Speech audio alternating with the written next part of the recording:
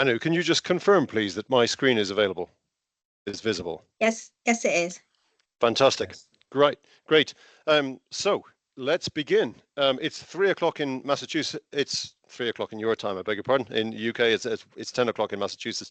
Welcome to everyone who has joined. Welcome to those who will join subsequently by listening to this recording. My name is Seamus Garvey. I'm a professor of dynamics at the University of Nottingham. I pulled this together at the invitation of Sean Coles, who's the main organizer of Net Zero Week, and I'm delighted to be to make this a part of Net Zero Week, which is happening all of this week. This session is entitled "Energy Storage is Not Whiskey and Blends Are Best," and you'll see, I hope, why that was chosen. Now let me just go back here and page down. Oh, that's interesting. Not a good start.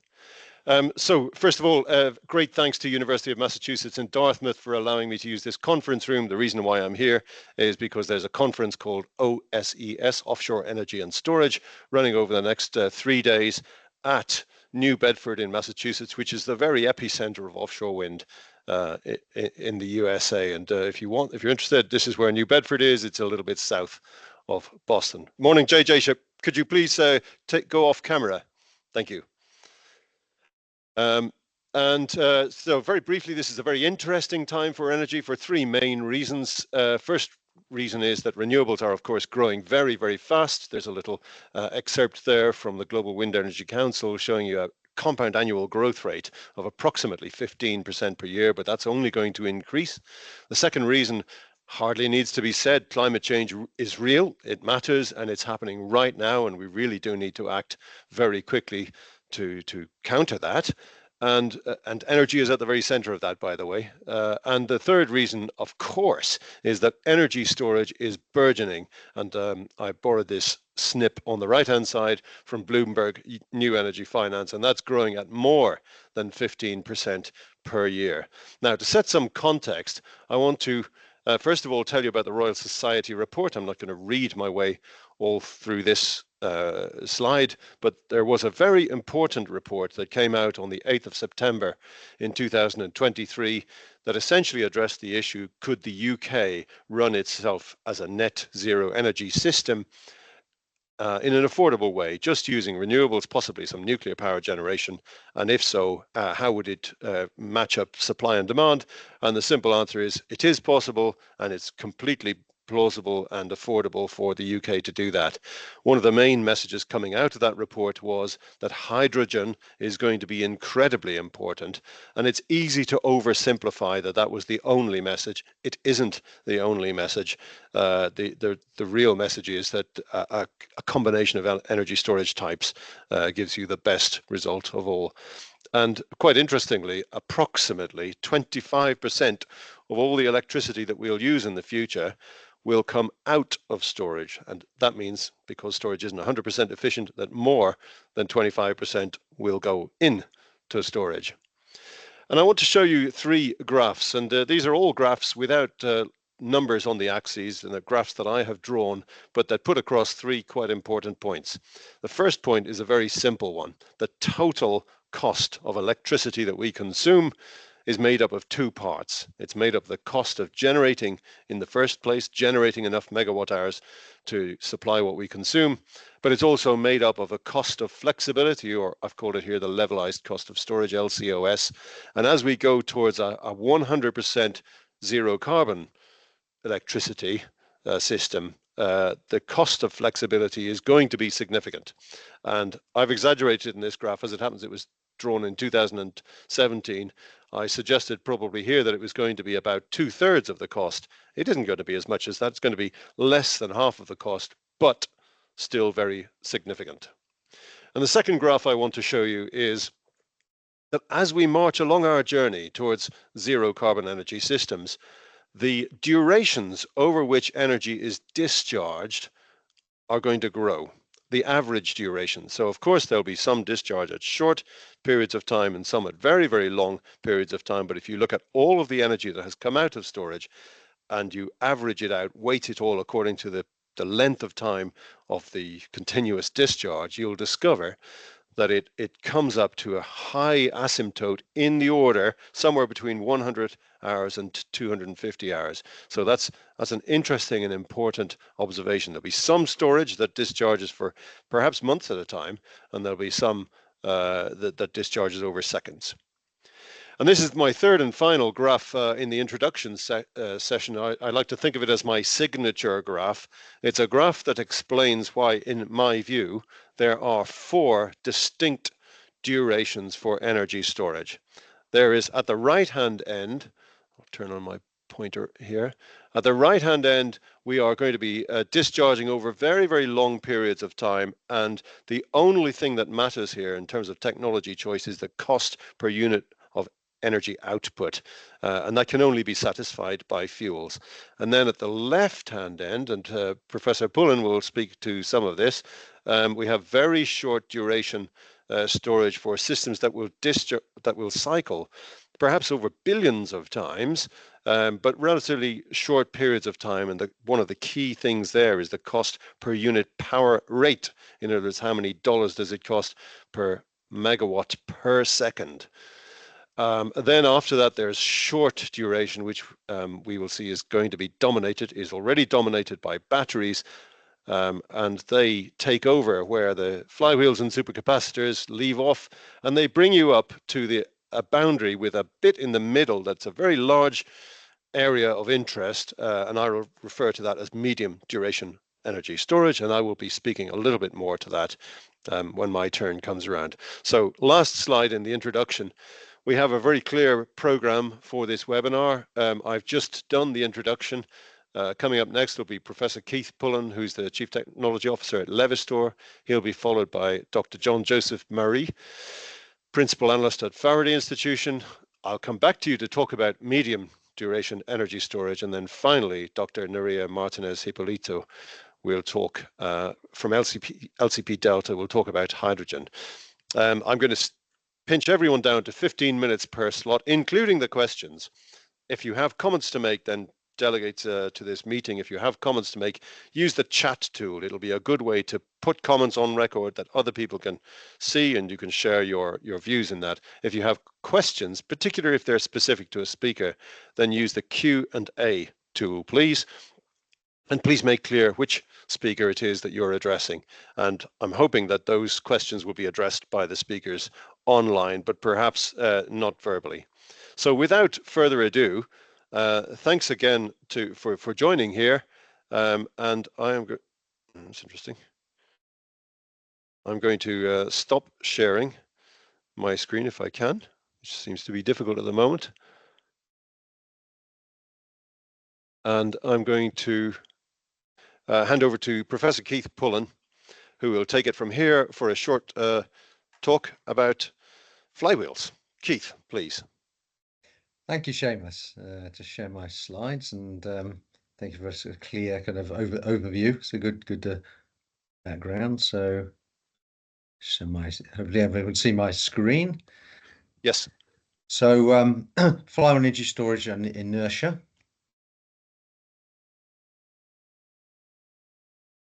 Need to move the next slide. There we go. So essentially we need we call it inertia to keep the grid stable. We have a 50 hertz in Europe AC system, and 60 in North America. But the way it works is so we have to keep this frequency stable. If it moves out of up or down by more than half a hertz, the grid will collapse. And this is maintained by having the supply and demand have to be matched at all times at these short timescales. Now, often this is sort of lost in the past, because this was also done automatically. Essentially, we had large steam turbo generators, the majority of generation coal-fired, providing this almost for free. It wasn't really necessarily appreciated, except by a few experts. And this inertia means that if there's a sudden short mismatch, then this inertia provides extra energy, pumps in energy automatically, keeps it stable, or in the reverse. So the problem now is, of course, these generators are being closed down. We're losing this inertia. What do we do? Get the other way. Don't know what's happening. So yeah, perhaps an obvious solution. Well, let's put this inertia back, and there is a method here by we have devices already in the grid called synchronous condensers, and these are used for the function of stabilization, reactive power, all sorts of other things. And we can actually, by putting in a very large flywheel, we can use this to essentially restore the function that's been lost. One of the issues is that the actual amount of energy you can extract from these flywheels are very small because it has to remain pretty much synchronous. So you look about 4% of the actual energy stored. So it's not a particularly efficient thing. And if you keep these things running, they have very high standby losses. And they're also quite expensive. Sites are limited because this is the thing, it has to be away from built up areas. It's a very large thing. If it goes wrong, it will be, catastrophic. So now in our get my button seems to stop moving. There we go. So actually, if we add in mechanical storage systems, which are generally they run on turbo machinery, you have a generator in a synchronous machine, and they're often large, then actually this helps because it is bringing in inertia and has a contribution.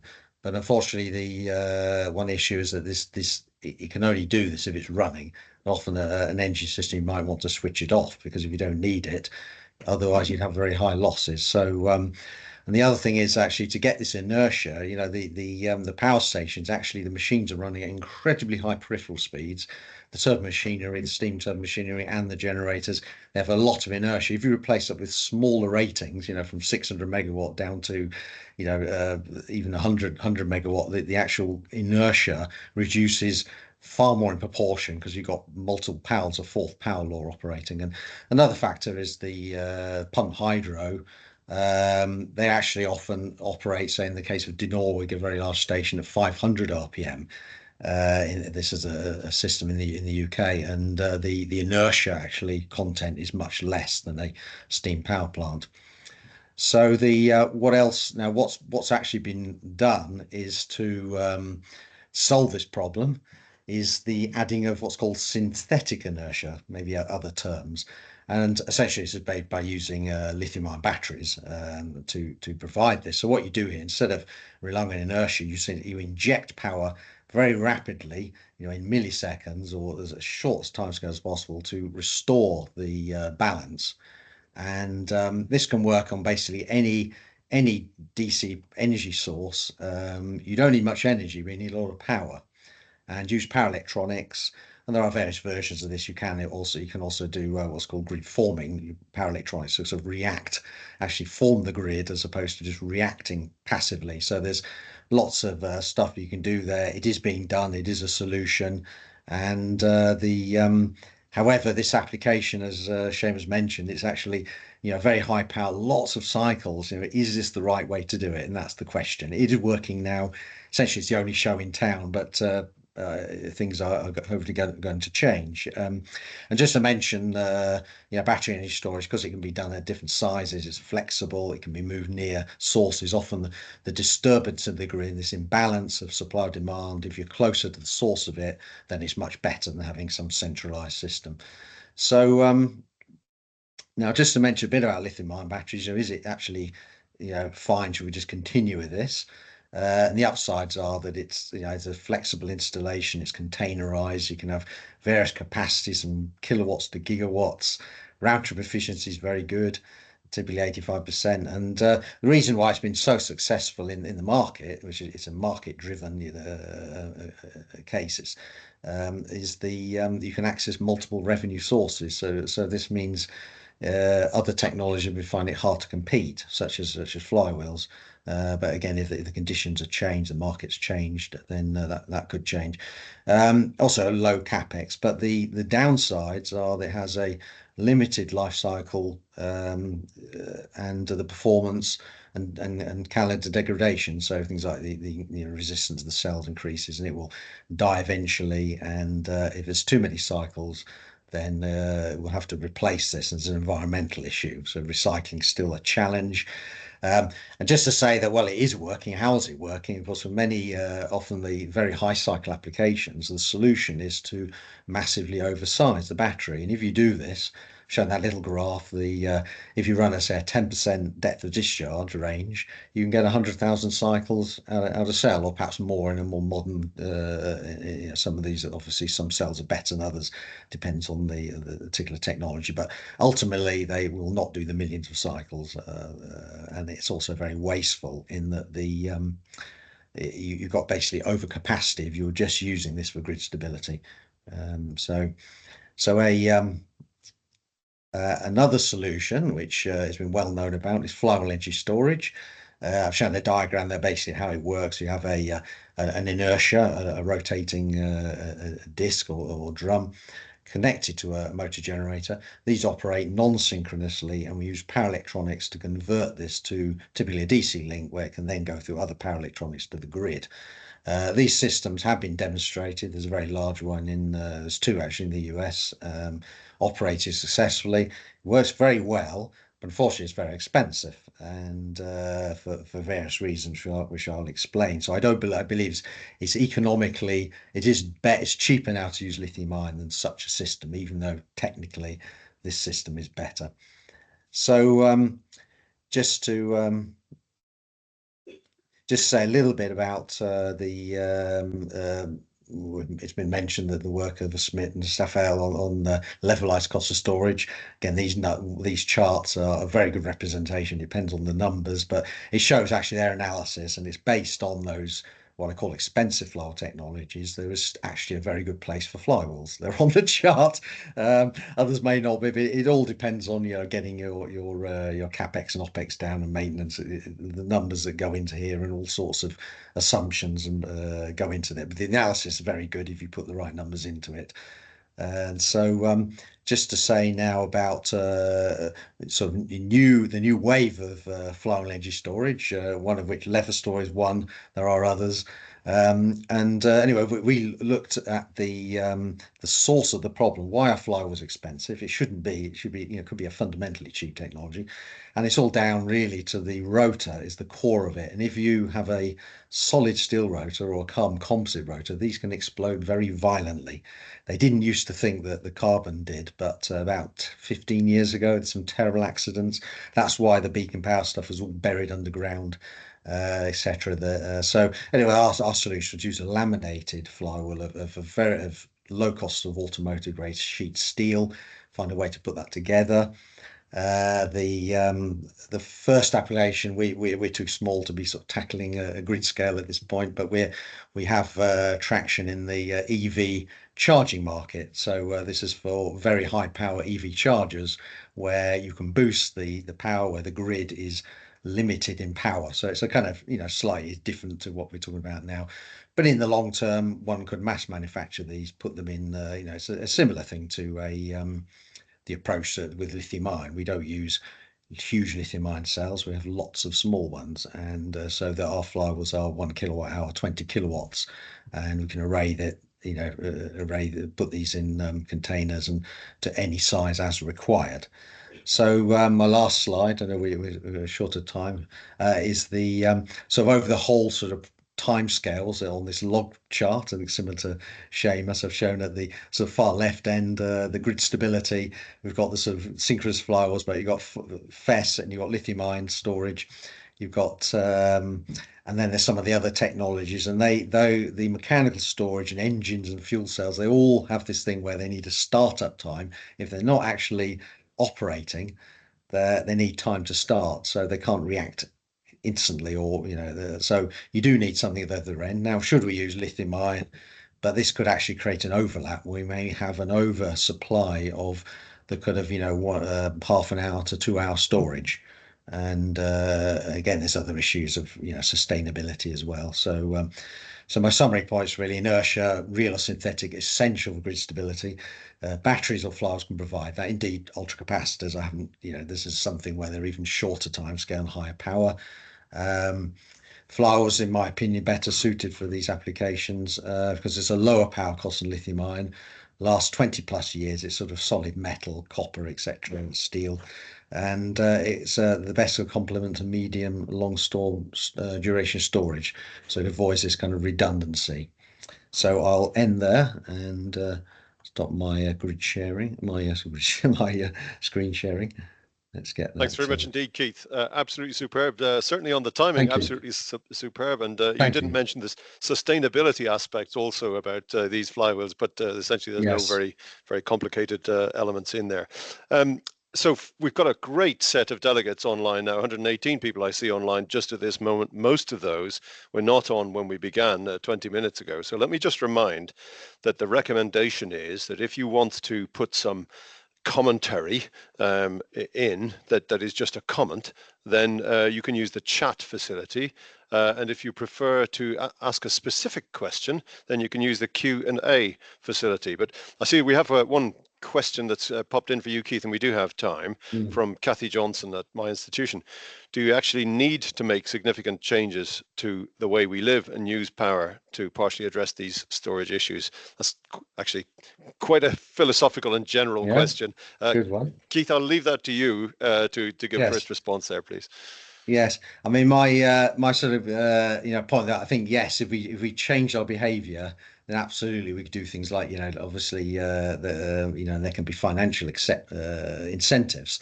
However, we're all very busy, and doing things, even like just my experience having an EV, it's incredibly difficult actually. And even living in the London area, it's inconvenient, and you have to be a kind of bit of a an eco warrior to drive. They're wonderful, the cars, it's the charging, and hopefully that will be resolved. But just an example of if life's inconvenient, then in a sense, yes, it would be good to do that. But the reality is, I think the system has to provide, unfortunately, what we've been used to: energy on power, and use it whenever we want. So I completely agree with that. I think that's an important point. Chris Harrison, how do we incentivize the use of flywheels, as they won't win in a market against batteries yet? Interesting question. Yeah. Again, so for you, Keith. Yeah, so I think, I mean, one of the things we found when we first sort of started this, we found that they've changed it now. The National Grid had their got specification for stability services, and they required half an hour of storage, and that just completely knocked out flywheels. There's no chance to compete, and actually the physics say this is absolutely not needed. So I did question various people about this, and I don't know quite what it is. I mean, I hope it wasn't some kind of collusion between, or the fact that the reality is that is the servers available. So the lithium-ion systems are available, and maybe they said, well, we'll make the rules to fit that.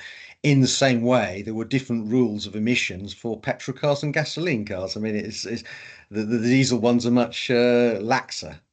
And you kind of think, well, actually, if we're agnostic about technology, then of course we'd never be driving any diesels because they were filthy. But no, the legislator. So is this sort of juggling between the legislators, and I think it really should be. I mean, the main thing is getting the numbers up, to get the volume up in order to then get in. But I think when the mechanical storage, I hope the compressed air and the stuff, it gets greater traction, and the environmental stuff, maybe there's a cost associated with recycling or the non-recycling of batteries, or that sort of hits. I think it will help. Great. Thanks very much indeed, Keith. Please don't go away. There'll be more for you to say later on. So Shall I go off camera? Yes, please. Yeah, and off mic as well, please. So next up is John Joseph Murray from the Faraday Institution. If you're ready, John Joseph, then handing over to you. Cool. Thanks, Seamus. Let me just do this. Okay, is that all showing correctly? Yes, lovely. Perfect. All right, cool. Well, good afternoon, everyone. So my name is JJ Marie. I'm working at the Faraday Institution as principal analyst in the area of energy storage, and I'm going to be talking about the role of batteries in the world of energy storage today. So just to start, just a few words about the Faraday Institution. So we are the UK's independent institute for electrochemical energy storage research.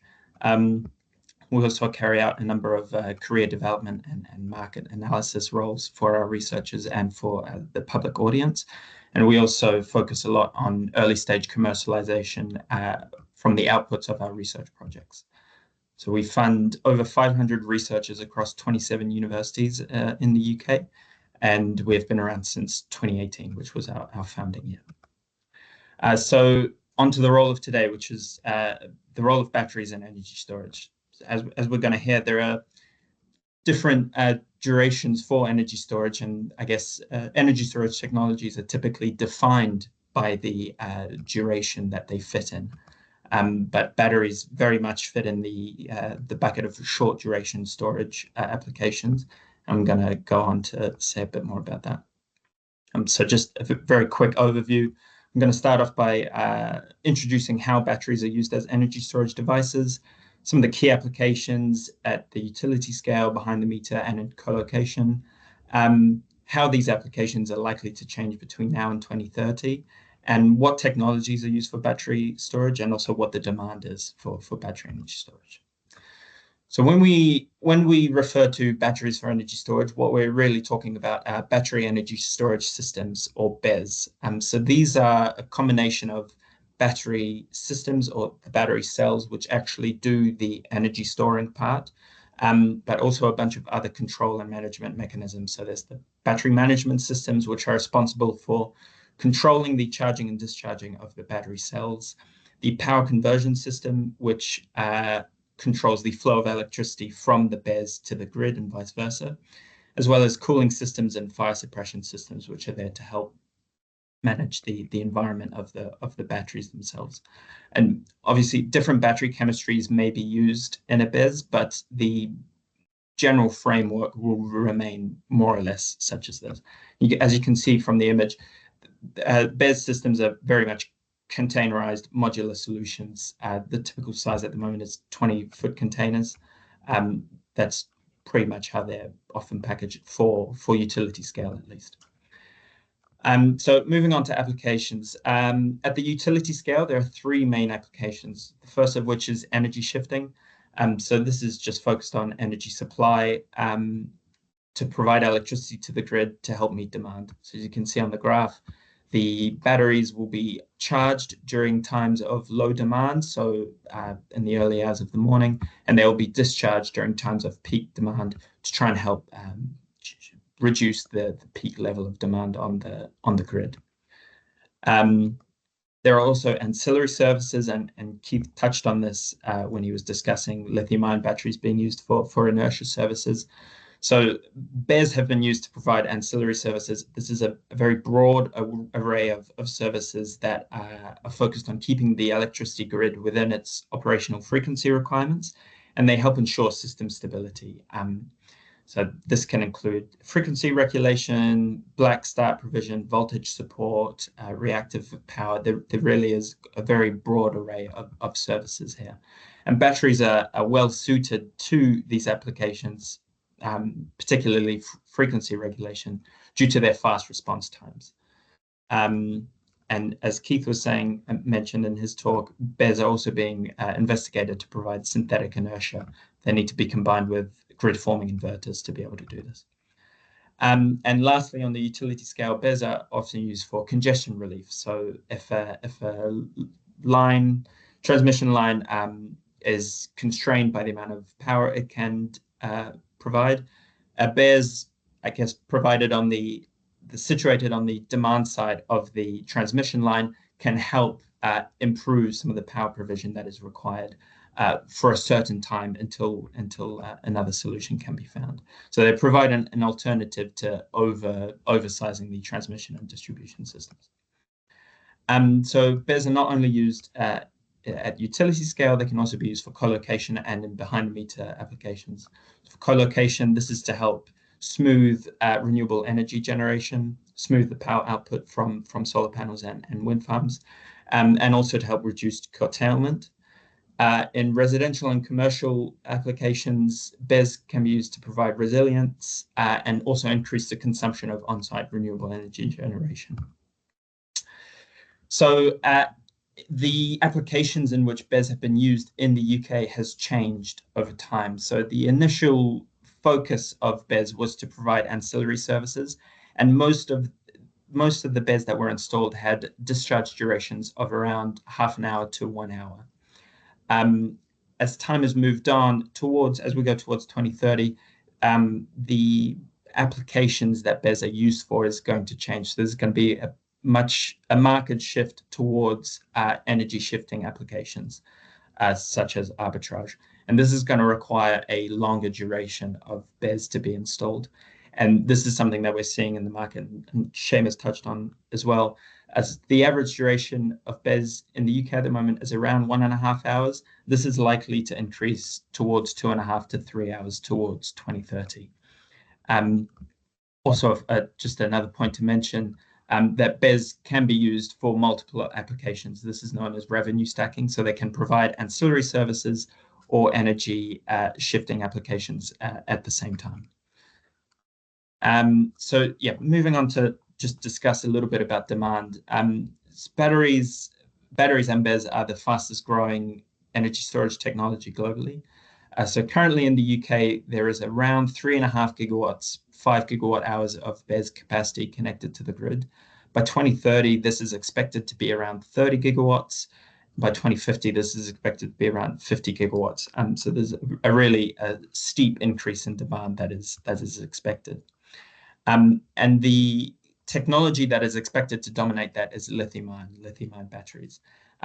They are in such high demand. There are kind of three key reasons. There are many, but I wanted to simplify to three for the just to save time, really. So lithium-ion can be deployed quicker than other storage technologies. They are not geographically limited. Lithium-ion batteries are higher performing than other battery chemistries, especially in terms of power density and round-trip efficiency. So they have the highest power density of any battery chemistry available. And they have also benefited from rapid technological innovation. Lithium-ion batteries are used in EVs and electric cars. And I guess the push towards EVs has really helped develop lithium-ion technology to just keep improving and also reduce costs, which has opened it up to other applications. And on the left, I've just put a graph here, kind of the projected energy storage landscape in 2030. There's expected to be around 500 gigawatts of energy storage addition between now and 2030, and this is expected to be dominated by lithium-ion batteries. Okay, moving on. So obviously, there are other battery chemistries available, and some of the technologies to look out for in the near future so include sodium-ion batteries. These are on the cusp of commercialization, are projected to cost around 20 to 30% less than lithium-ion, and they are likely to compete with lithium-ion in short duration applications. Other battery types, such as redox flow and metal air batteries, aiming for more of the medium duration storage market. So discharge durations of 4 to 8 hours for redox flow batteries and 100 plus hours for metal air batteries. The big issue at the moment is around cost, and obviously longer duration energy storage do not have the same opportunities to discharge and produce revenue, which makes cost a significant parameter that needs to be reduced for them to be financially viable.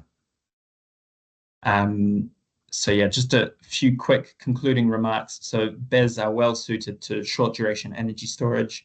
Lithium-ion is the fastest growing energy storage technology today, and BESS are likely going to continue to be used in energy shifting applications, but also in the provision of ancillary services.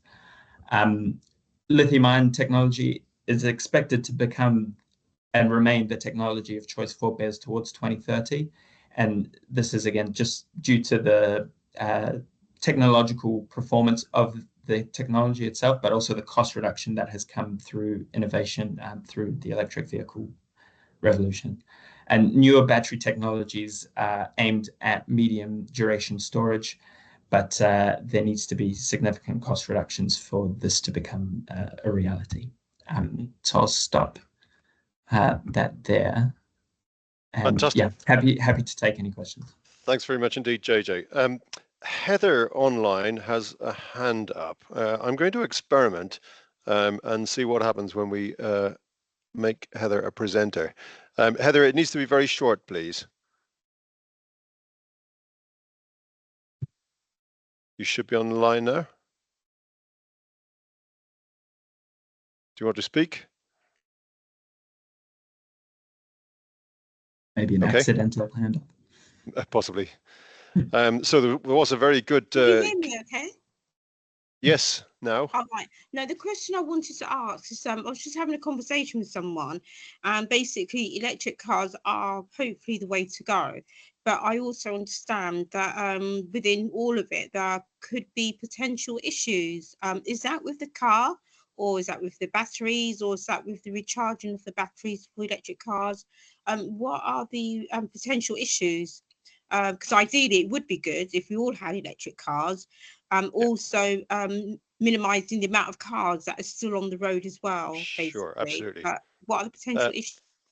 Thanks, Heather. JJ, I'll leave that one with you. A short answer, if you would, please. Sure. I'd say key issues at the moment are probably around cost and charging infrastructure. That's the ones that are on most people's minds.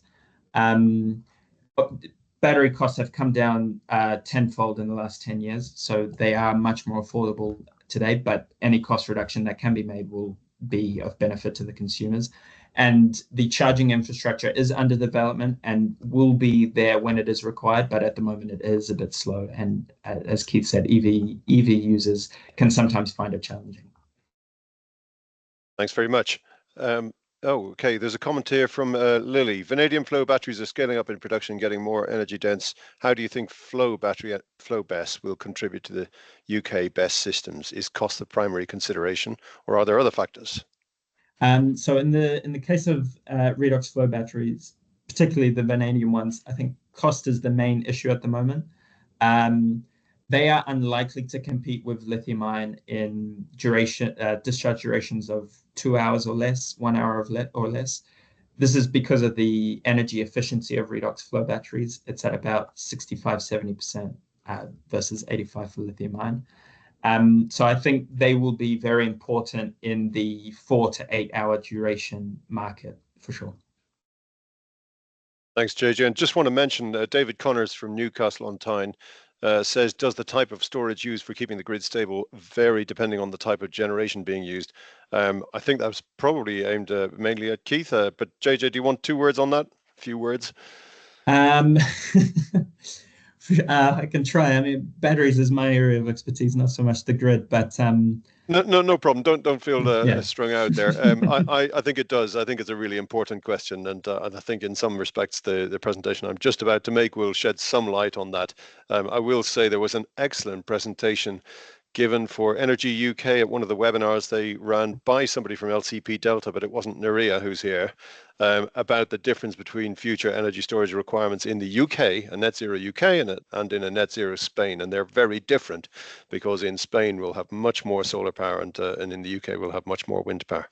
Good. JJ, thank you very much indeed. Again, yes. As I said to Keith, don't go away. Please mute yourself and stay in the background. Once again, thanks to all the attendees who are here. For those that didn't hear at the start, you can contribute to this by putting entries into the chat or into the Q&A if you have specific questions for particular authors, presenters. I'm going to share my screen again now and tell you a little bit about medium duration energy storage as I see it, which, let me see if I get this right.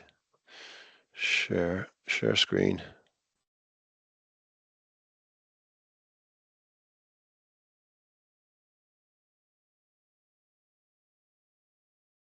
And go into presentation mode.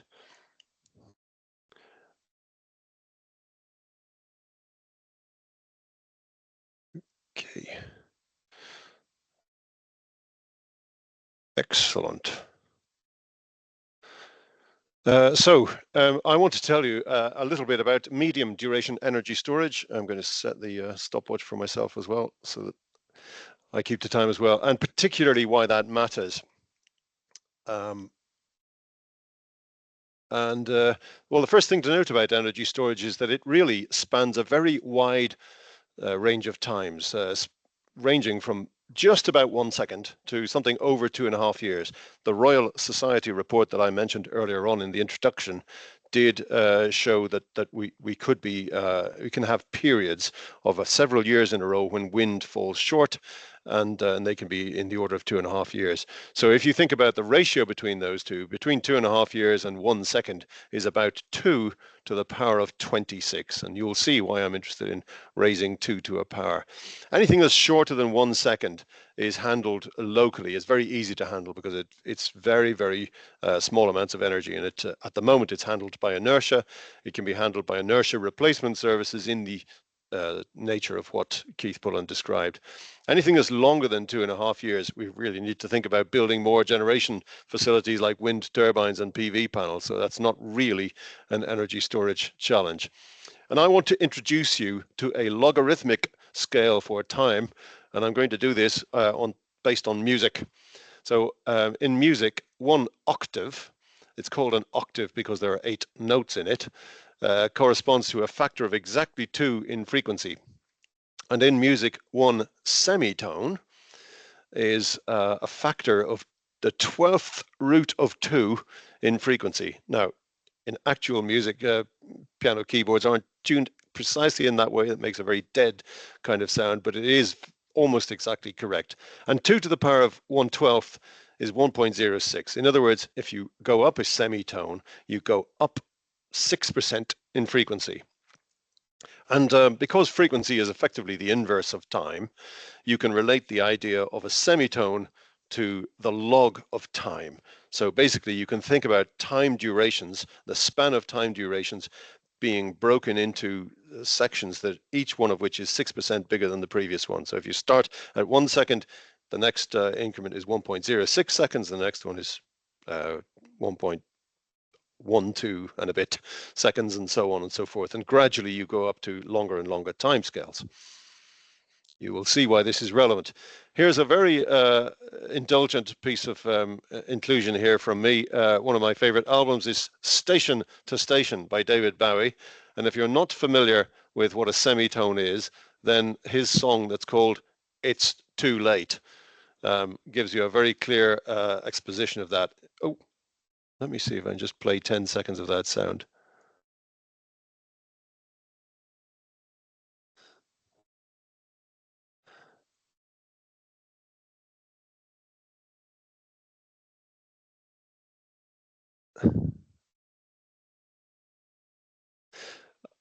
I hope you heard that. If you didn't hear it, please pick out the album Station to Station and listen to the first few seconds of It's Too Late. But you hear a semitone going up and down and up and down. So the concept is that a semitone is a ratio of 1.06 on time. And I'm going to use that concept to break time into different pieces.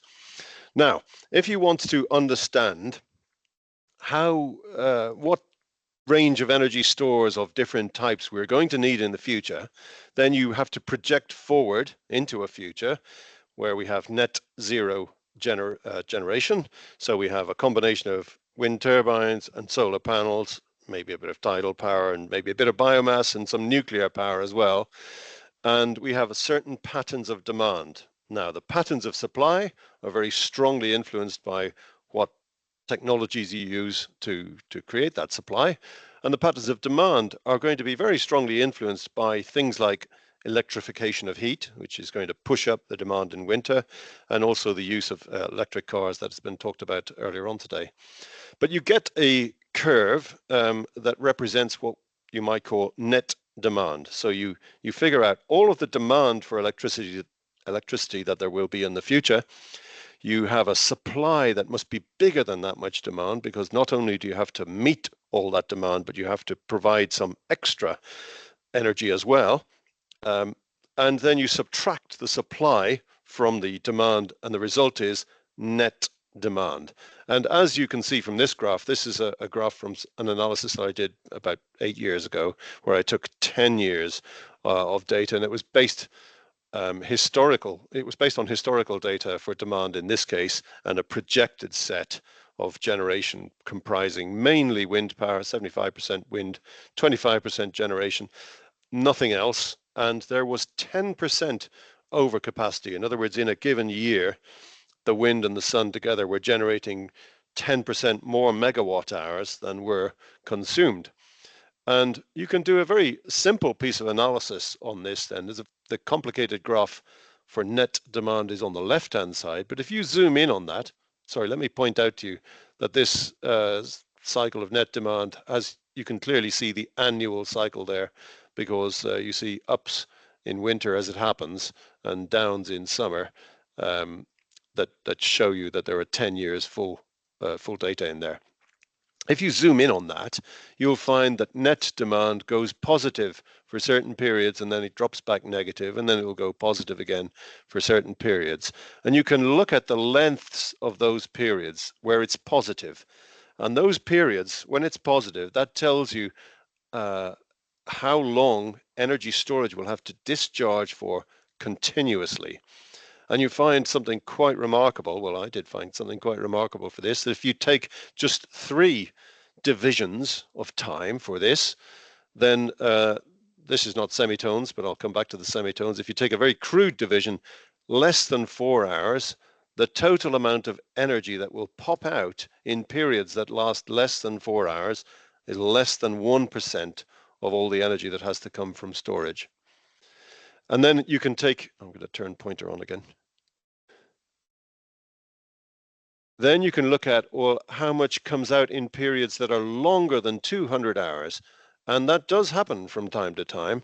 And you find that about 7% of all the energy for this particular set of data comes out of storage in periods of continuous discharge longer than 200 hours.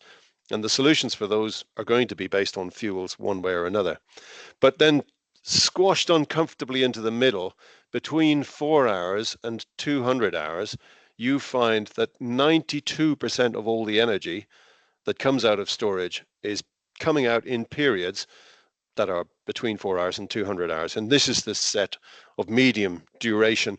Well, I'm not talking about technologies here now, I'm talking about what storage has to do. But it's the set of times that we associate with medium duration storage. And I did the same thing again very recently, just December last year, using the data from the Royal Society report. Now, the Royal Society report looked forwards. It didn't look backwards on demand. It had different patterns of demand. It also had different patterns of generation. And it took 37 years continuous data in order to get its conclusions. And so you see that 37 years of net demand data there on the top. And you see a zoomed in version of that, well, just 1,000 hours out of that. It is about 325,000 hours if you count it all up. And this is just 1,000 out of those 325,000. And if you zoom in here, you can see that, right, well, we can see it's going positive sometimes. And there's a period where it goes positive, looks like about 10 hours. Lots of them seem around 10 hours, actually. And occasionally, like over here, you will see that there is a very short jump positive and then it goes back negative, and that could be shorter than 4 hours, but you can see quite clearly there's very little of this action is happening in the very short periods of time, by which I mean in short periods of time, 4 hours or so. And we come back to semitones now. So if you take your logarithmic scale for time, you can use a linear scale or a logarithmic scale. I'm going to encourage you to focus on the right-hand side. Here is a logarithmic scale for time ranging, this is in hours, from 1/10 of an hour, so that's a long way up above a second, up to 1 hour. There's 4 hours there, and then we go up to 20 hours, etc., etc. And you can plot the probability distribution, probability density function for energy storage. And what this tells you is that if you think about any 1 joule of energy or any 1 megawatt hour of energy that comes out of storage, the probability that it comes out in a period that's between, let's say, 10 hours and 11.6 hours, 10.6 hours, 10.6 hours is a certain value. And what you find is that this probability density function, well, first of all, it has almost no value below 1 hour. In fact, it has almost no value below 4 hours. It then rises up here to become quite a large number at 17 hours. This number is, and then it drives up again. My axes have got shifted. Sorry about this. The vertical lines were intended to be helpful, but they've actually got shifted to one side.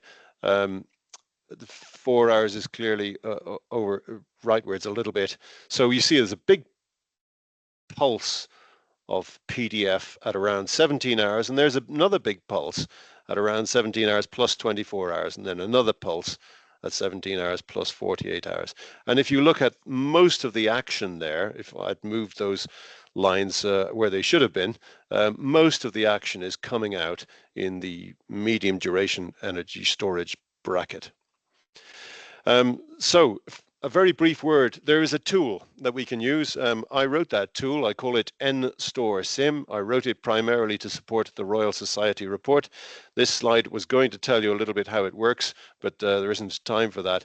But essentially, if you have an energy system and you know what net demand is going to look like, and you say, well, what combination of different storage types should I put into this, then NSTORE-SIM solves what's called a scheduling problem, and it tells you what combination of stores is best for different future scenarios with net demand. And this slide essentially summarizes the conclusions using the set of numbers that were used in the Royal Society report. I'll just encourage you to focus on the middle column of this table. So the middle column represents a cost for renewable energy, the primary generation, of £40 per megawatt hour, which is still achievable, looking on the optimistic side now since September last year, but still achievable. If you base your storage on hydrogen alone, electricity will be costing us £65. If we blend hydrogen with ACASE, that's adiabatic compressed air energy storage, that'll come down a few percent to £62 per megawatt hour. If we further blend in some wind integrated storage with compressed air energy storage, we come down a little bit again, and we could even do the whole thing if we wanted with compressed air energy storage, but it would be more expensive than doing it only with hydrogen. Second last slide. This is the key point. Most of the energy that will come out of storage in the future will come out from medium duration energy storage types and not from long duration energy storage types. It's probably something like 90-10 in the ratio. The amount of over generation that you require will reduce from something like 30% over generation down to about 20% over generation. And if we look at the costs as we expect them to be now, the amount that we'll spend on medium duration stores will actually be quite similar to what we spend on hydrogen stores. This is the only slide that I've got on technologies, but there's a very broad range of technologies accessible to solve the problem of medium duration storage. They first of all divide into those that integrate storage with generation. Then there are those which are electricity in, electricity out. And then there are some load side flexibility provisions, things that enable effectively demand side response.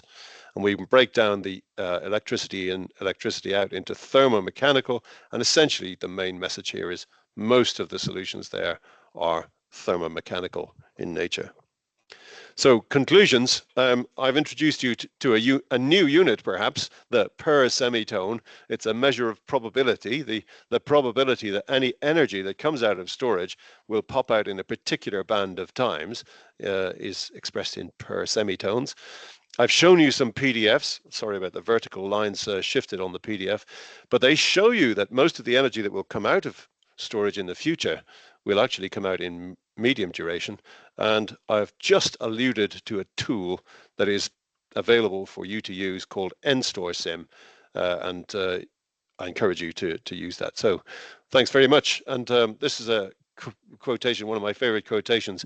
If you're looking for the next big thing and you're looking where everyone else is, you're looking in the wrong place.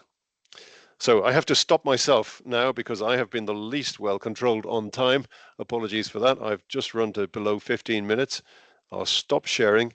And Naria, are you nearly ready to come in whilst I just look at what comments have come up in the chat? Yes, seamless. I'll share my screen now. Oh, okay. Sorry, you missed out on the sound. I see the chat wasn't. I see from the chat that you didn't hear the sound. Never mind. That's a casualty. Naria, in view of time, please jump straight in. Thank you very much. Thank you, Seamus. So, hi everyone. My name is Naria Martinez, and as Seamus says, I come from LCP Delta. LCP Delta is an energy consultancy based in the UK, and we work on topics across the energy transition. So myself, I focus on our hydrogen research service, and I'll be presenting to you around long duration energy storage and particularly the role of hydrogen here. So 3 main points for the agenda today. We'll quickly look at the need for long duration energy storage, and just like Seamus was leading on there, we'll have some slides on the different technologies and the role of storage. Then we'll focus on specifically on hydrogen and its role in Europe and the projects that are coming across. And we'll finish with a short case study for the UK, trying to kind of size the storage requirements for hydrogen. So I'll just jump in there directly. So we all know that the electricity grid is decarbonizing, and there's changes in the electricity mix. We're moving from a system that was predominantly fossil-based, and we're seeing more and more renewables coming on the grid. You can see also this in terms of the excess renewable generation hours. So as 2023, 2% of hours, so excess generation of renewables and nuclear. And this is already costing the system quite a lot in terms of curtailment costs. But when we move our modeling out to 2030, we see that the numbers of excess generation in terms of renewables and nuclear will increase up to 47%. So there's definitely a need for storage of these technologies. And as we talk today, it's probably going to come through a blend. But looking into detail, not only kind of what kind of hours are being excess produced, but also how long are these periods. We have this slide here that Seamus was talking about. So if we were to have a system that was predominantly solar based, you can see here on the orange line, the number of hours with excess generation, which are kind of between 24 hours, are 90%. So most of the hours of excess generation would be able to be supplied through batteries, either from a positive or kind of negative duration of discharge. But when we're looking at the UK system, given the high predominance of wind, we can see that the pattern is quite different. So 60% of GB's energy excess and shortfalls are in events that are lasting more than 24 hours. So you can see here that there's also some of the hours which would last more than 96 hours. So that would be the long duration energy storage we're talking about. But there's also a big role for that kind of medium duration storage, definitely.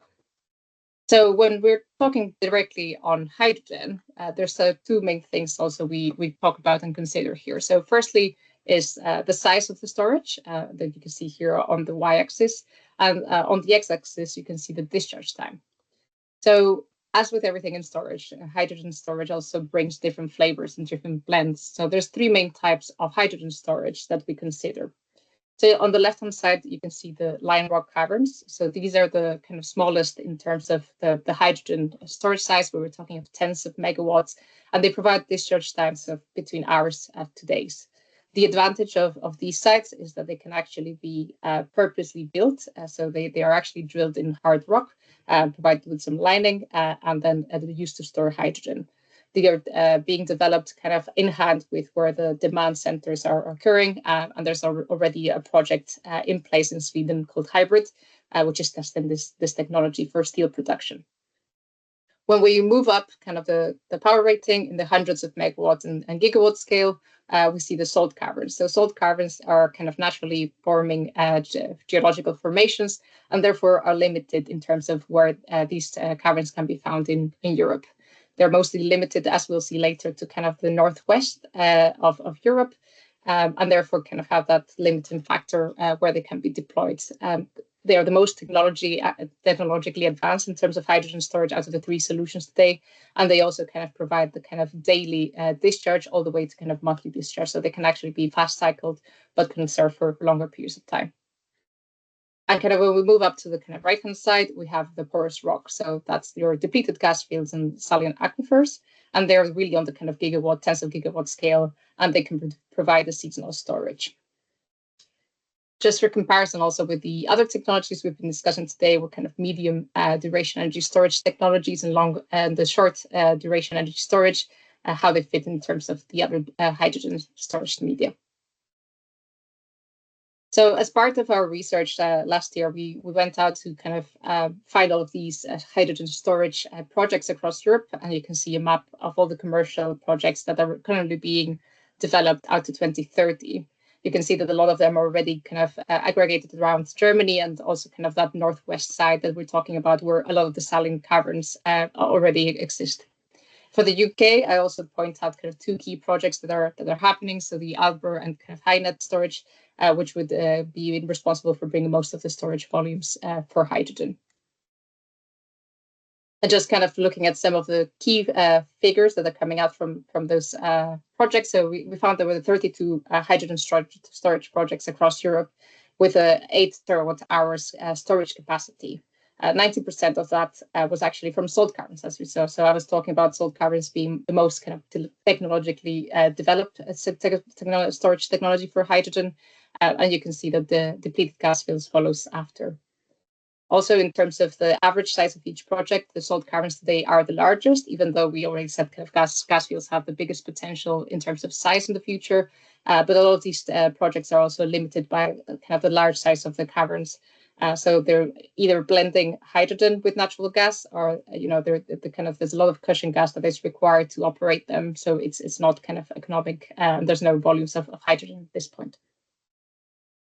So we all ask ourselves the questions next. So it's very good we see all these projects, but kind of how much hydrogen storage do we actually need for the system? So that's what we try to answer in the next part of the study. So we looked at the UK hydrogen market and set out some inputs into our model. So I won't go into all the details, but basically as the same principle where we try to match demand and production. So we said that kind of for 2030 system, demand would be mostly coming from industry with a bit of demand coming from power generation and transport. That would add some volatility in terms of the demand. And then on the production side, you can see most of that production would be coming from blue hydrogen, with the volatility added from producing green hydrogen. So that would be that intermittency from renewables being added there. So for that model, we went down to kind of an hourly granularity, trying to match demand with production. And anything that didn't match, we assumed there would be a storage requirement. So to answer the question whether storage was enough, we based it on 2 criteria. So the first criteria was the capacity volume requirement. So do we have enough volumes to store hydrogen? So we saw under our model that the peak hydrogen storage demand was around 1.65 terawatt hours, and the pipeline of projects already had 1.85 terawatt hours. So that kind of peak storage requirement happened in March, and you can see that cumulative discharge happening throughout the kind of the summer period, with this maximum of kind of 6% of annual hydrogen demand requiring storage. So there was enough volume to actually meet those imbalances that we're seeing in that 2030 model. The second criteria we tried to assess was around flexibility requirements. And here you can see the injection and withdrawal requirements in a more granular way. So you can see the daily injection and withdrawal rates, and you can start to see a bit more volatility in the system. You can see that the bigger spikes are actually coming from the injection side. So that's because the production side had the most volatility with the green renewable, the green hydrogen production, and kind of the demand side was assumed to be more of a base load demand. So coming from industry and short kind of spurts from either transport or power. So in terms of the flexibility, we went out to literature and we saw that kind of in average, kind of a single well from a salt cavern will have a injection and withdrawal rate of around 3.5 to 7 gigawatt hours per day, which would require between 16 to 32 different hydrogen storage, hydrogen wells to be able to get this flexibility. So in the UK at the moment, there's around 25 wells which are being developed, which could potentially meet the flexibility requirements. It would actually depend on the actual physical constraints of each well.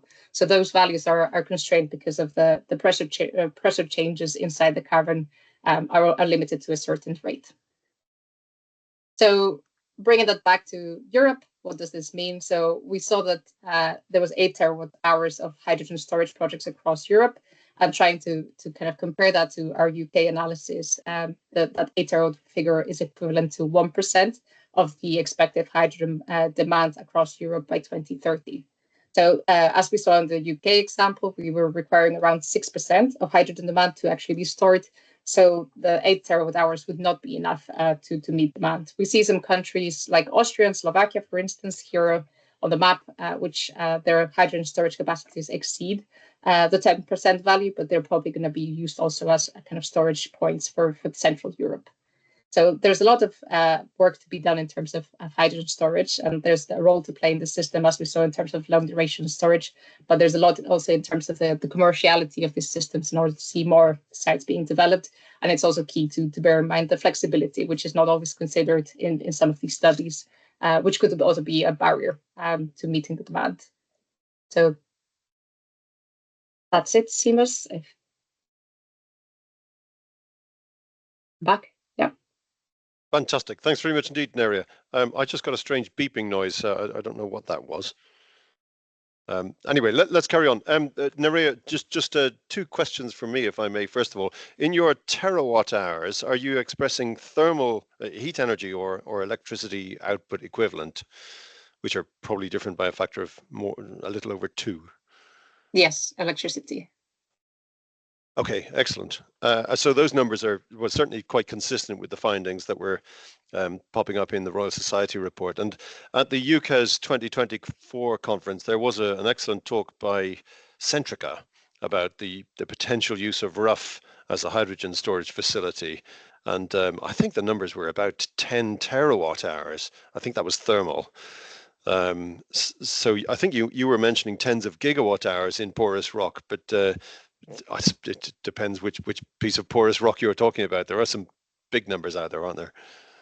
Yes. So it was in terms of the power rating, and then kind of obviously the discharges duration is longer. So there's definitely, I think it is around 10 terawatt hours that the rough field was around. So in terms of the UK pipeline at the 2030s, it's around 1.85 terawatt hours at the moment. So obviously, if rough was to be used for hydrogen, then that definitely brings up by a factor of 10 what we can actually store. Absolutely. Fantastic. Thanks very much. Right. So we've been through 4 presentations. Everybody else has kept extremely well to time, and I kept almost to time. And we're 7 minutes past the hour. I suggested at the start that we use Q&A as a means of sending questions to particular people, and there are a few for you, Nerea. You mentioned demand for hydrogen for industry. Is this something? Is this assuming industry converts all natural gas use over to hydrogen? So for furnaces and heating, for example. That's from Chris Weir. Am I back? You're back. Yep. Okay. No, so that's a 2030 estimate. So that's only kind of really the beginning of moving industrial demand over to hydrogen. So I'd say kind of our forecasts are quite conservative. I think it was around the 20 terawatt hours mark, or just lower. So it wouldn't be kind of a complete turnover. We see really some sectors moving faster than others. So particularly around kind of refineries, or kind of there's some steel demand that is kind of moving that way. And particularly in the UK, heat and power is starting to also be quite an interesting niche that we're not seeing across Europe moving out to hydrogen. But it wouldn't be kind of a full conversion, but only the beginning of some sites, particularly around industrial clusters where hydrogen production and demand is kind of co-located at the time being, in absence of a hydrogen network. Absolutely. Thanks, Nerea. So there's a question for JJ here. I'm not taking these questions in order. I'm doing that deliberately. JJ, if you're still there, from Malcolm Wilkinson, are the Faraday Institute doing any research into suppression of thermal runaway? There was also a comment in the chat about fire risks associated with batteries. Yeah, so I had a slide on BESS safety, which I didn't get to cover due to time. But so the short answer to the question is yes. So we are doing research on that. We have 10 major research projects which cover different topics, one of which is battery safety. The project is called SafeBet. I can send over a link in the response in the chat. That's thank you very much. It's a timely reminder. So let me say that anybody who has registered for this meeting will have access to the meeting afterwards. So the things that we have in the chat and the Q&A will be accessible afterwards. I'm going to include subsequently, I'm going to include a link to a site where the PDF forms of the presentations will be available also. But I have invited each one of the presenters to do whatever sanitizing they want. I'm going to move my 4 erroneous lines to the side in the PDF version of mine. So you will be able to access the PDF versions of those online. Thanks very much, JJ. So there was a question to me, what technologies could potentially be the future of medium duration energy storage? I won't do the full list. Compressed air energy storage is the thing that most people think of as a first choice, and pumped hydro. So pumped hydro exists but it's difficult to do where you don't have high mountains or deep water. Actually, interestingly, there are some inverse pumped hydro systems. So pumped hydro of various different sorts. A very interesting company called Re-Energize that is using pumped hydro with a dense fluid so that you get more head for the same height of hill or mountain. So I think pumped hydro are in there. Compressed air of various different sorts is in there. There's a common mistake made, which is to assume that compressed air energy storage represents one single technology, and in fact it's probably as broad a set of technologies as electrochemistry. If you look at all the possible options, there are many of those. And then there's a set of technologies that are based around storing heat. Not only pumped thermal, but I would say chief amongst those is the set of pumped thermal energy storage, where you run some kind of thermodynamic cycle that acts as a heat pump when you want to charge your system, and then it acts as a heat engine when you want to discharge your system. And those are dizzyingly attractive when you look at the potential to achieve a low cost per kilowatt hour. But everybody, without exception, who is working on those is finding challenges in actually achieving costs that are anything like the theoretical potentials in there. There are one or two other possibilities, I would say. JJ mentioned the flow batteries. They're in the order of medium duration energy storage, and the metal air batteries, such as the one from Form Energy, look like they're going to be quite important for quite long durations, perhaps up to 100 hours for that. So I think there's a whole variety of technologies that are in there. There's going to be a bit of a shaking out to see which ones end up surviving the market and which ones don't. But it's going to be a very interesting period in that space over the next 10 to 15 years, I would say. So Chris Harrison, is there a danger? Just bear with me, Chris, I'll try and find that remark. Chris, would you like to speak your question? If you put your hand up, then I'll find you as a... Is there a danger we end up with an excess of batteries providing a suboptimal solution to our energy storage needs, or will the market pick out the best medium duration storage over battery energy storage? So I'd like to give my own personal view on this, and I'd like to have JJ then come back in on that. I think there is a danger that we overinvest both financially and emotionally in batteries as being, the solution for everything that's shorter than 200 hours. I think there's a very strong danger of that. I think the pipeline of battery energy storage projects that are underway or that are available and have permission to come online is actually already almost the complete set of what we need, because when we do introduce medium duration energy storage solutions like compressed air, they will be able to provide some service down there. Now, they're not ideally suited to doing that, but they will be able to provide some service down at the shorter timescales of just a couple of hours. And I think I'd put it the other way around. I think there's a strong danger that we omit to pay enough attention to the MDES, but that's a personal perspective, because I confess I'm interested in MDES and as a set of technologies. JJ, would you like to comment on that as well? Yeah, and I would say I broadly agree with you on that. For sure, Seamus's talk showed that the large majority of the energy that we will need to be stored will be discharged between 200 to 4 hours. It's a very wide range, but for sure, lithium-ion batteries maybe push up to 8 hours, 10 hours, but definitely not beyond that at the moment. So it would be wrong to think that lithium-ion batteries are the only solution. That being said, I think based on the fact that lithium-ion batteries are well suited to provide ancillary services, as well as intraday energy shifting applications, they are going to be very key to the functioning of the future energy system. So it's not a question of medium duration energy storage will come along and displace them. We absolutely need that 50, 60 gigawatts of lithium-ion batteries in place by 2050. But I would be saying, I don't think it's going to be much beyond that. I would completely agree with that. There's one further point that I would make.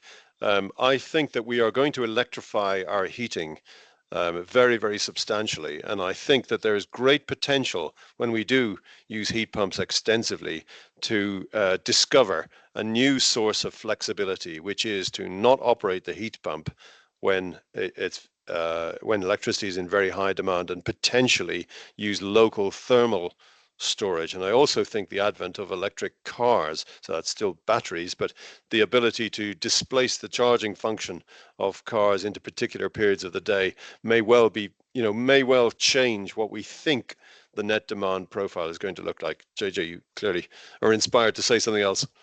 Yeah, I just wanted to mention one more thing, that batteries are also being installed in behind the meter applications, and I said that in my talk. And with things such people installing heat pumps or solar panels on their homes, installing a battery alongside that makes a lot of sense. So you can make more use of your solar panels and help boost the heat pump when needed.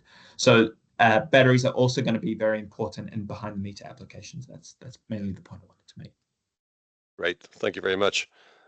So I'm monitoring I'm monitoring the chat at the moment. I think we're up to date with that. Oh, JJ, there was a point about resources. I think you partially dealt with it already. Presently, lithium-ion batteries and other batteries do use some rather strange elements that are quite rare. Have we got potential to move towards very sustainable batteries? Sure. So two points on that. The two main battery chemistries used today for lithium-ion batteries are LFP, or lithium iron phosphate, and NMC, which is nickel, manganese, cobalt. Those are kind of the two families. NMC batteries are mainly used in electric vehicle applications. They were used, let's say, pre-2020 in energy storage applications. But the market has shifted much more towards lithium iron phosphate batteries. Iron is a very widely available commodity, as is phosphate, which is used as the other mineral. So the only real issue there is lithium. And there are people say that there will be lithium constraints. That's very widely debated in the market. I think that that's not so much going to be an issue globally. This might be an issue for someone like the UK to set up their own supply chain for lithium. So to counter that, there are alternatives such as sodium ion, which are currently under development. Sodium is much more abundant than lithium. And I think that's one of the main reasons why it has the potential to compete with lithium ion in that space, is because there is a drop in energy density, but broadly similar performance between sodium ion and lithium ion. But there's the potential for a 20% cost drop when moving to sodium ion, and it's much more widely available resources. So I'd say those are some of the options available to us. Great point, JJ. And sodium is accessible to us through salt, and we have absolutely oodles of salt. It's been quite a discovery for me. It's commonly acknowledge that the UK is singularly rich in wind power resource, but when you think about our future energy system, we are actually singularly rich also in bedded salt deposits, which we've been using very effectively to get sodium and chlorine out of, but we've got no end of access to chlorine and sodium. Question there from David Connors: how do we handle battery aging, replacement, reuse, and recycling in a sustainable way? Yeah, that's a great question, and it's one that gets asked a lot.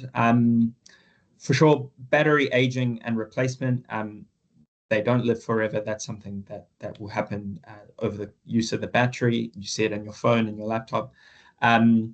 I think for car batteries now, the typical warranty that they'll give is 8 to 10 years.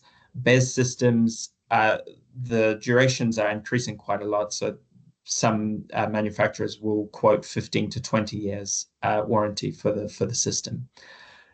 So they can last a reasonable long time. And if you look after the battery properly, you can really extend that lifetime beyond the warranty. In terms of recycling in a sustainable way, I think what's really interesting about the battery industry is that the recycling industry for batteries is being set up at the same time as the production capabilities. And when you talk about battery production, whether it be battery producers or mineral producers, they will also talk about recycling at the same time. They are not expecting to be using primary resources for all battery demand. There is a real desire to move to a circular economy as quickly as possible. And I think what reflects that is I forget his name, but the CEO of CATL, who are the largest battery manufacturer in the world based in China, he said at Davos last year that by 2042, he was expecting CATL to rely purely on recycled material content for its battery production. So it would no longer need to rely on primary resources. It could use all of its recycling capability to produce new batteries. So for the largest manufacturer in the world to be saying that they want to move in that way, I think is a really great thing. There are challenges for sure, but in China, battery recycling is very widely done and can be done at very high efficiencies. Thanks very much indeed, JJ. Very hopeful. Okay, so I think we have gone through the questions and comments that have been put in. I did prepare all of our speakers and warn them that I was going to invite them each to provide a closing thought. So I'm going to go through in no particular order. Keith, would you please tell us your final closing thought? Well, I'd say it's, we're all sort of doing this change to make a more sustainable world. And I think the danger is we could lose sight of that. Let's say in terms of technologies that last, I think we need to invest in sustainable technologies and recycling. Now, that can be proved by all technology, that's fine. I don't think that's the case necessarily. Maybe the future maybe hopes, which is good, but so yeah, that's my main more point. focus on sustainability and less focus on capex. I certainly agree with that, Keith. There's a very high focus on how much will it cost and will it last 10 years and then I'll throw it away. Okay, excellent. Thank you very much. JJ, final thought from you? I think for sure the UK has been one of the leaders in deploying energy storage on the grid. And I think, well, especially with the new Labour government coming in, there are reasons to be hopeful that the UK itself will be moving in the right direction. I think we could easily see ourselves as pushing the capabilities, being able to show the rest of the world what energy storage can do and what a renewable energy-based system could do. And I think we are quite well positioned to do that. And I hope that the UK does keep pushing along that pathway towards 2050. Completely agree with that. I'm going to give you my final thought then. It has struck me over these past 10 or 15 years that when you go to assemblies of people who are expert on energy storage of one sort or another, there's rarely a great deal of consensus, but there are a few things that people do tend to agree on, and we had a very strong evidence of that again today. So the first thing is that I think everybody who works in energy storage agrees that there is no one single solution, that we will in fact end up with a blend. That was the theme of this webinar, so that's my sort of number one. The second thing that many people do recognize, particularly when it comes to grid support, is that energy storage systems have to typically stack up revenues from different services in quite a complicated way. And I certainly don't know personally what the solution to that is, and I don't know anybody who does know confidently what the solution is, but it is a problem at the moment that people who are thinking about putting energy stores in place to support the grid one way or another, they do a great deal of good for the grid, and they struggle to get the reward back that's proportional to the good that they do. And final realization that has struck me just today is that the idea that a technology or the storage technology we use should suit the application that it's meant to do. And in a country that's going to be powered largely by wind, we should have storage that's suitable for a wind-driven energy system. And in other countries such as Spain, as Nuria had said, solar power will play a larger role, and they will have a different set of emphases on their storage technologies. And storage behind the meter was also mentioned. Storage that works behind the meter is going to be different from storage that operates globally over the country. So those are my three recollections, mainly from previously actually, but reinforced by what we had today. And so for a final word, I'm going back to Nuria. Thanks, Seamus. So I think I also stress the kind of no one size fits all. So we will need a kind of a variety of solutions, and that's going to be dependent also on local conditions. So what's the production like, what's the demand like, and it's going to have to be tailored. And I think we also have to bear in mind kind of the security of supplies concern. I think we're all kind of, it was very at the forefront of our minds over the last 2 years. I think it still has to, be in the plans. Yes, definitely sustainability is at the forefront of all of our agendas, but also there's going to be strategic decisions in terms of storage. And maybe, as we said, that CapEx is not all the driver that's going to take that. And we're going to have to understand the size and the flexibility of systems. And that's going to also take some time to build. Definitely on the hydrogen side, we're talking 5-10 years to develop some of these plans. So it's no good, talking 2030 is future, but we have to act now. Oh, what a great message on which to end. We absolutely must act now.